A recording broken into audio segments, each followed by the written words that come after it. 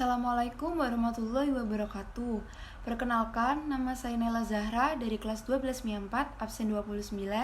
Kali ini saya akan menjelaskan dakwah tentang perkembangan Islam di bidang kesehatan, bidang seni, bidang hukum, dan berbagai organisasi pada agama Islam. Pertumbuhan Islam pada abad ke-7 telah mendorong kepada era keemasan ilmu pengetahuan, yang pada akhirnya mendorong kepada tingkat-tingkat yang baru. Para cendekiawan Muslim telah menulis teori revolusi 900 tahun sebelum ilmuwan Barat yang dikenal dengan teori revolusinya Charles Darwin lahir. Dengan penyebaran Islam pada abad ke-7, terbentang pula bahasa Arab. Para cendekiawan Arab dikenal karena telah menerjemahkan karya-karya filosofi dari bahasa Yunani, Suriah, Pahlavi, dan bahasa Sanskerta ke dalam bahasa Arab. Dokter Arab juga telah menerjemahkan kamus-kamus dokter ke dalam bahasa Arab. Meningkatnya terjemahan teks ke dalam bahasa Arab muncul dengan berdirinya Rumah Kebijaksanaan di Baghdad, Irak pada tahun 830 Masehi. Rumah yang didirikan oleh Khalifah Al-Ma'mun itu telah menjadi pusat pendidikan bagi para cendekiawan. Bahasa Arab juga menjadi lidah bagi ilmu pengetahuan karena sudah menerjemahkan banyak kamus sehingga banyak penelitian yang terungkap. Pada abad ke-11, edisi-edisi Arab ini kemudian diterjemahkan ke dalam bahasa Latin dan diedarkan ke seluruh Eropa. Selain pertumbuhan bahasa, para cendekiawan Arab juga meninggalkan penelitian mereka di bidang ilmiah, seperti contohnya yaitu pada bidang matematika, astronomi, sains, dan kedokteran. Para dokter dan cendekiawan Arab telah membuka jalan kepada kemajuan medis, seperti contohnya pada rumah sakit modern, contohnya adalah penggunaan alkohol untuk antiseptik. Yang selanjutnya adalah perkembangan Islam pada bidang seni. Pada perkembangan Islam di Indonesia, terjadi akulturasi budaya pada masa pra-Islam dan budaya Islam yang sekarang. Bangunan yang paling menonjol ada 3. Yang pertama adalah masjid, menara, dan yang terakhir adalah makam. Yang pertama, seni paling menonjol adalah masjid. Masjid umumnya untuk beribadah seluruh umat muslim.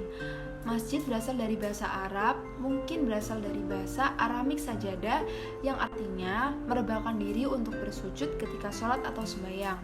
Masjid juga berfungsi untuk pusat penyelenggaraan keagamaan Islam, pusat mempraktikkan persamaan hak dan persahabatan di kalangan umat Islam. Di Indonesia, sebutan masjid terdapat berbagai bahasa. Yang pertama adalah masjid di Jawa, masikit dalam bahasa Sunda, meuseukit dalam bahasa Aceh, dan yang terakhir adalah masiki dalam bahasa Makassar atau Bugis. Yang kedua adalah makam. Makam biasanya terdapat di dataran atau di samping kerajaan. Contoh-contoh makam Islam adalah makam Sultan Demak di Masjid Agung Demak, Jawa Tengah. Yang kedua ada makam Raja-Raja Mataram Islam di kota Yogyakarta.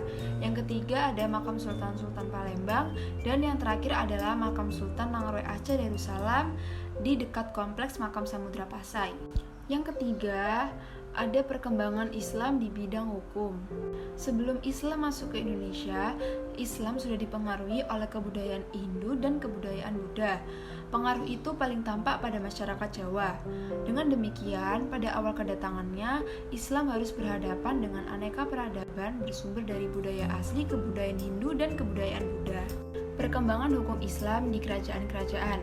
Contohnya adalah Kerajaan Samudra Pasai. Samudra Pasai merupakan kerajaan pertama yang terpengaruh oleh hukum Islam. Mazhab atau aliran hukum Islam yang berkembang di Kerajaan Pasai adalah mazhab Syafi'i.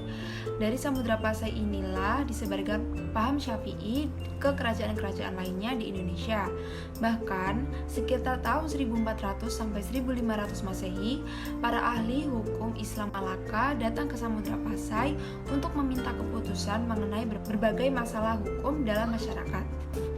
Setelah kerajaan Samudra Pasai ditaklukkan oleh Portugis pada tahun 1521 Masehi, kerajaan itu berada di bawah kepemimpinan Kesultanan Aceh yang berpusat di Bandar Aceh Darussalam. Sama halnya dengan Samudra Pasai, Bandar Aceh Darussalam juga menjadi tempat perdagangan yang strategis. Mazhab hukum Islam yang berkembang di Kerajaan Aceh yaitu mazhab Syafi'i, yang pada masa pemerintahan Sultan Iskandar Muda memiliki seorang mufti terkemuka bernama Syekh Abdul Rauf Singkel.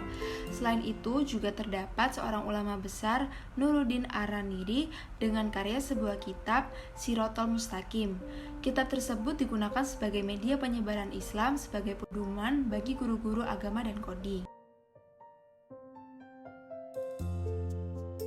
Yang pertama ada Syarikat Islam atau disingkat dengan SI. Didirikan pada tanggal 16 Oktober 1905 oleh Haji Saman Hudi.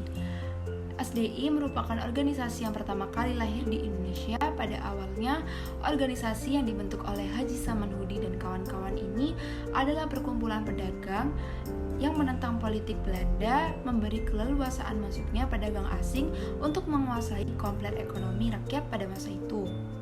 Tujuan SI adalah yang pertama, mengembangkan sifat pedagang. Yang kedua, membantu anggota-anggota yang mengalami kesulitan. Yang ketiga, mengajukan pengajaran dan semua usaha yang mempercepat naik derajatnya masyarakat. Yang keempat, memperbaiki pendapat-pendapat yang keliru mengenai agama Islam. Dan yang terakhir adalah hidup menurut perintah agama.